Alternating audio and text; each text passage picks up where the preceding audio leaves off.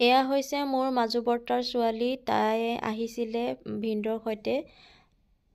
দেউতা আমাক সেৱা এটা কৰি যাম বুলি আগদিনাখন আহিছিল। এয়া হৈছে সৰু মামা, ভাত খাই আছে একেলগে দেউতাহঁতৰ লগত। এয়া খুৰাহঁত আৰু ককা আহিলে দেউতাৰ পৰা সেৱা ল'বলৈ।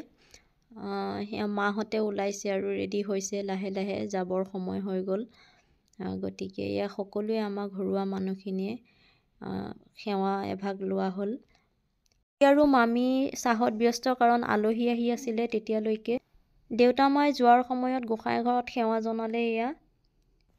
এয়া হৈছে বা, ভিনদেউ, ভাগিনহঁত। তেওঁ সেৱা কৰিলে সিহঁতেও।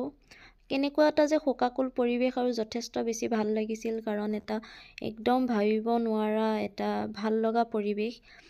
গতিকে ভাল লাগিছিলে আৰু সেই দিনটো। মই এনেকৈ ভিডিঅ' কৰি সাঁচি ৰাখিছোঁ। গতিকে আপলোড দিব পৰা নাছিলোঁ। তেওঁলোকে গাড়ীত উঠাৰ সময়ত